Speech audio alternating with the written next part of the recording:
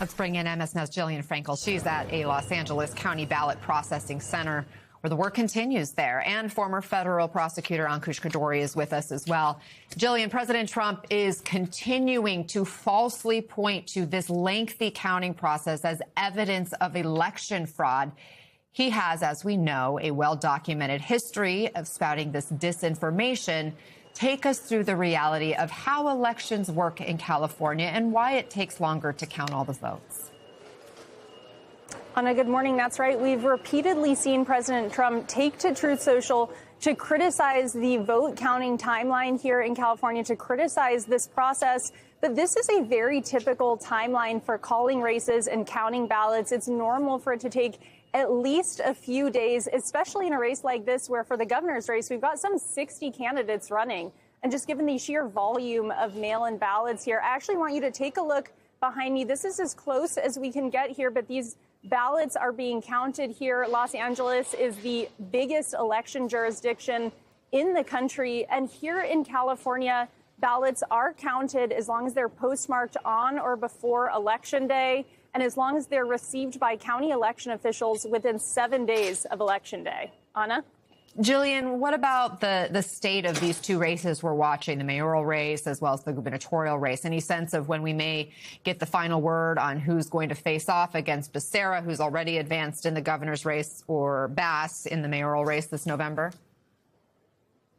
Yeah, the short answer, Anna, is things could still take a few more days to shake out and become definite. But in the governor's race, we know that the Democrat Xavier Becerra, former HHS secretary and a longtime congressman, is set to advance to the general election in November. But the number 2 slot is still not set in stone right now. Steve Hilton, the Republican who's been endorsed by Trump, is in that number 2 spot, followed in third by Tom Steyer, a Democrat and a billionaire hedge fund founder. But in the mayoral race, Karen Bass, the incumbent mayor of Los Angeles, is set to advance to a runoff in November. And just recently, in the last few days here, we've seen Nithya Raman, the progressive challenger, take over that number 2 spot. And Spencer Pratt, the Republican, is now trailing in number 3. But again, there's only about 82% of the vote in. That still could change. Nothing is quite set in stone just yet, Anna. Yeah, especially in such a huge county, such a big state, obviously. Jillian Frankel, thank you. Keep us posted. Ankush, before I get your reaction to the president's comments there we played at the top, I'll note that the Trump-backed Pratt is similarly sowing doubt over the surge of votes for Raman in the L.A. mayor's race, suggesting without evidence on social media that her lead may have been affected by fraudulent votes from homeless people. Again, that's baseless. There's no evidence that he's presented. How damaging are these kinds of messages from both a candidate and a sitting U.S. president to the rule of law and the trust that Americans have in the voting process? Yeah, I mean, this is very bad for all of those things. And unfortunately, it's sort of become a standard tactic, I think, in the Republican playbook and the Trump administration playbook here. Anytime there are election results that they don't like, all of a sudden it's been rigged. Trump complains when votes are counted too fast if he doesn't like the result. He complains when they're counted too slow when he doesn't like the result. The only common thread is that when he doesn't like the result, he and his allies come up with these baseless claims of election fraud. And of course, we know that this goes all the way back to 2020 when he lost the election.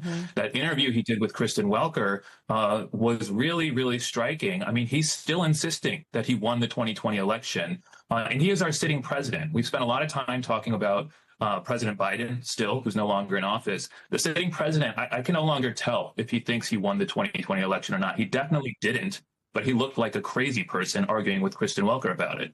It did remind me of 2020 when I saw that interview as well. And remember, in 2020, there were still guardrails. He still had people around him who would tell him no, or who would at least speak publicly to the American public and say there is no evidence of this fraud. This election was safe and fair and legitimate. But here you have people around him in positions of power who seem likely to go along with these conspiracies and with the narrative the president has set. You even had the Los Angeles U.S. Attorney's Office announcing on Friday that it had opened multiple election fraud investigations into California's election system, citing, quote, serious structural vulnerabilities. Ankush, do these investigations legitimize these baseless attacks on California's results? I think that they help to do so. I mean, and particularly the way in which the U.S. attorney has framed them as multiple ongoing investigations. You know, if there was something that they wanted to do to just satisfy people and to do so in a professional way, they might open an inquiry, say we're going to observe. But instead, they've ratcheted things up and they've handed Trump and his allies, you know, this tool, additional point of data to suggest that there's fraud here. But can I just say, you know this, I know many of your viewers know this, none of this actually should be that surprising. This is an off-year election. Trump is incredibly unpopular. These are Trump-aligned candidates. It's a blue state. LA is a blue city. I do not know why Republicans and responsible members of the media would think that this was a real race. And I have to say, the media has, not your network, but some parts of the media have not done a good job on this. Last week, Politico ran a story from the head of the newsroom saying that the biggest threat to J.D. Vance in 2028 is Spencer Pratt. Now, this was clickbait, but it was unsound analysis, and it is not helpful to readers. I think something that is useful to remember in 2026 and even going into 2028 is that there's still fundamentals that undergird our elections, trends, voting patterns. And we have to remember that and not just make everything out into a dramatic reality show TV race. Yeah, that's so important to remember. Ankush Khardori, we feel like we're living in crazy town these days, but we just got to stick to what's in our control, what we know. Thank you for joining us.